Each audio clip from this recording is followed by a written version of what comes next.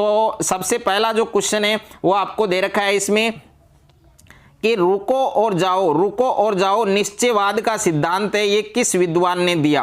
तो रुको और जाओ निश्चयवाद का जो सिद्धांत है ये किस विद्वान ने दिया था। तो इसका सही उत्तर आपको यहां पर द ऑप्शन में दे रखा है ग्रिफ्थ टेलर। तो द ऑप्शन है ये आपका इसमें करेक्ट होगा।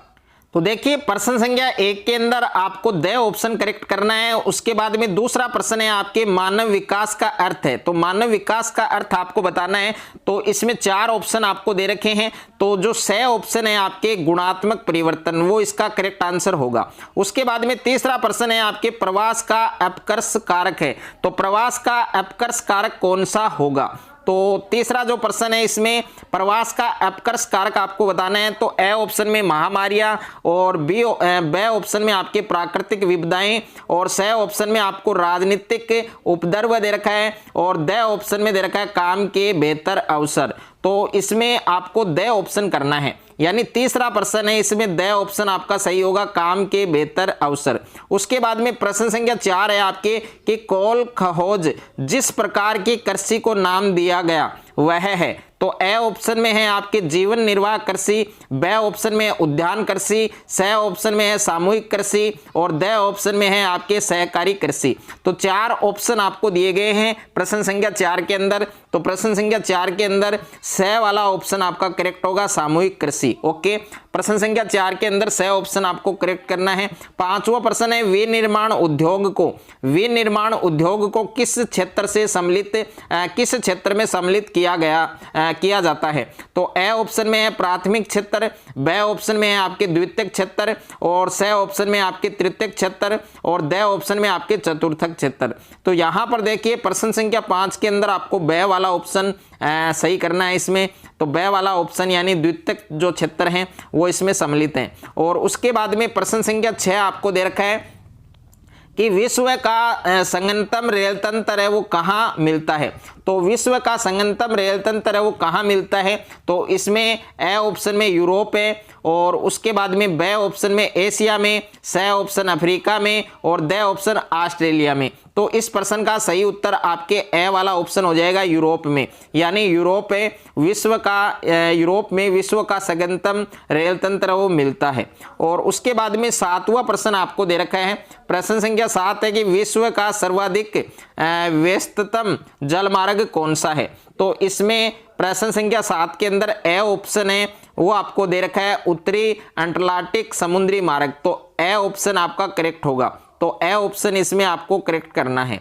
उसके बाद में प्रश्न संख्या 8 आपको दे रखा है कि भारत का सर्वाधिक जनसंख्या घनत्व वाला राज्य है। तो भारत का सर्वाधिक जनसंख्या घनत्व वाला राज्य कौन सा है, बिहार है। तो द ऑप्शन है वो आपका इसमें सही होगा। उसके बाद में प्रश्न संख्या 9 आपको दे रखा है कि ग्रामीण बस्तियों में प्रमुखतः कौन सी क्रिया होती है। तो ग्रामीण जो बस्तियां हैं उनमें प्रमुख रूप से कौन सी क्रिया होती है। तो प्रश्न संख्या 9 के अंदर ए ऑप्शन में दे रखा है प्राथमिक, ब ऑप्शन में द्वितीयक, स ऑप्शन में तृतीयक और द ऑप्शन में है चतुर्थक। तो ए ऑप्शन है आपका इसमें करेक्ट होगा, यानी ग्रामीण बस्तियां हैं उनमें प्रमुखतः कौन सी क्रिया होती है।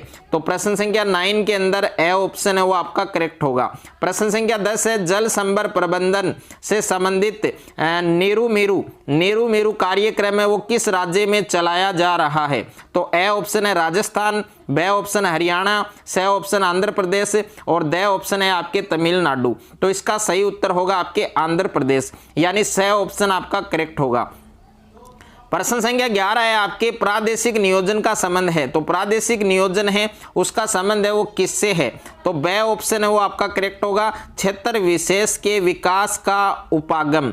तो ब ऑप्शन है वो आपको इसमें करेक्ट करना है। उसके बाद में नेक्स्ट है आपके प्रश्न संख्या 12 आपको दे रखा है कि निम्नलिखित में से कौन सा अम्ल वर्षा का एक कारण है। तो अम्ल वर्षा का कारण है तो प्रदूषण की बात करें तो वायु प्रदूषण, यानी द ऑप्शन है वो आपका इसमें करेक्ट होगा। उसके बाद में नेक्स्ट है आपके प्रश्न संख्या 2 आपको दे रखा है रिक्त स्थानों की पूर्ति कीजिए। तो इसमें आपको रिक्त स्थानों की पूर्ति है वो करनी है।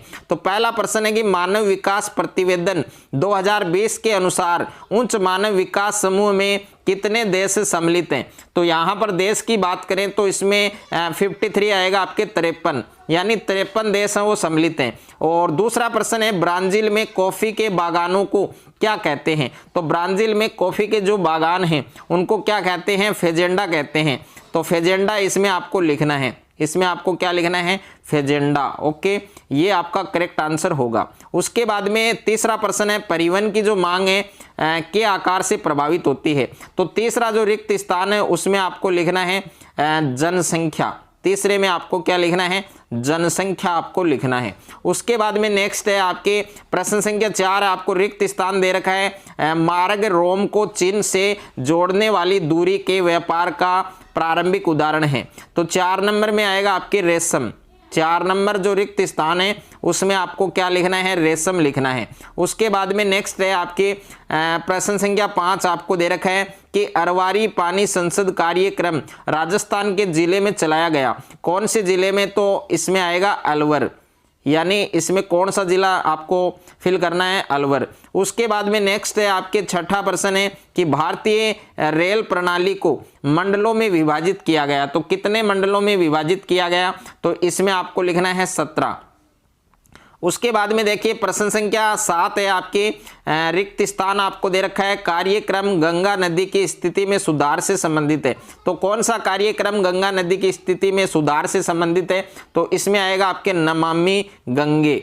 तो इसमें आपको लिखना है नमामि गंगे। यानी एक एक नंबर के जो प्रश्न है उनमें आपको मात्रा की भी गलती नहीं करनी है, अन्यथा आपके जो मार्क्स हैं वो कट जाएंगे। तो नमामि गंगे नाम आपको सही लिखना है। उसके बाद में देखिए प्रश्न संख्या 3 है आपके अति लघुतरात्मक प्रश्न है, very short answer type question है और प्रत्येक क्वेश्चन से वो आपके 1 मार्क्स के हैं। तो पहला प्रश्न है कि जनसंख्या परिवर्तन के 2 घटकों के नाम लिखिए। तो जनसंख्या परिवर्तन के 2 घटक कौन कौन से हैं? एक तो आपके प्राकृतिक है, एक तो आपके प्राकृतिक है जिसमें आपके जन्म दर और मृत्यु दर आते हैं, और दूसरा है आपके प्रेरित। दूसरा आपके क्या है? प्रेरित। इसमें कौन आता है? प्रवास आता है, ये आपको याद रखना है। और दूसरा प्रश्न है आपके विश्व व्यापार संगठन क्या है?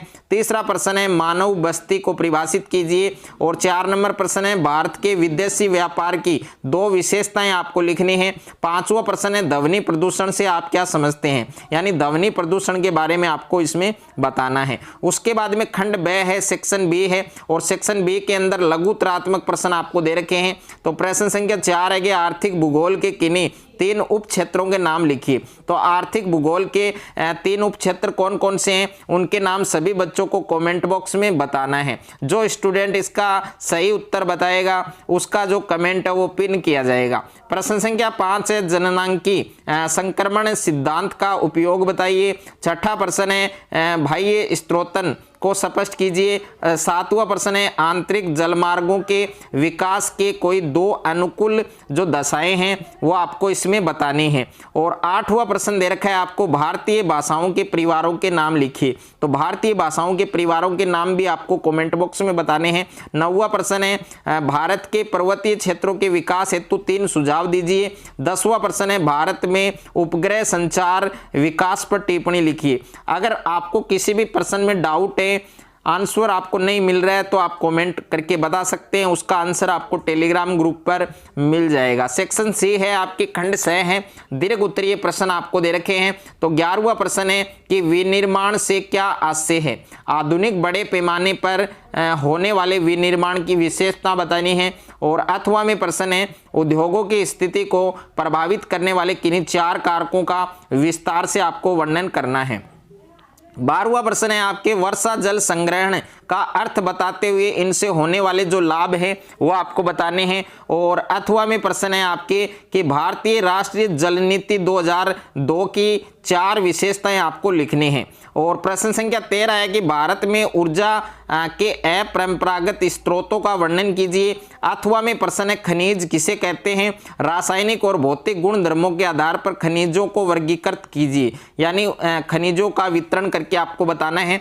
और खंड द है आपके सेक्शन डी है, इसमें निबंधात्मक प्रश्न है आपके। तो प्रश्न संख्या 14 है आपके गहन निर्वाह कृषि विस्तृत वाणिज्य अनाज कृषि की तुलनात्मक विवेचना आपको करनी है। और इसके 8वां में प्रश्न है कि वाणिज्य पशुधन पालन की प्रमुख विशेषताओं का उल्लेख करते हुए इसके प्रमुख जो क्षेत्र हैं उनका वर्णन आपको करना है। प्रश्न संख्या 15 है आपके भारतीय कृषि के प्रमुख प्रकारों का वर्णन कीजिए, और इसके अथवा में प्रश्न है भारतीय कृषि की जो समस्याएं हैं उनका आपको वर्णन करना है। उसके बाद में आपको खंड यह दे रखा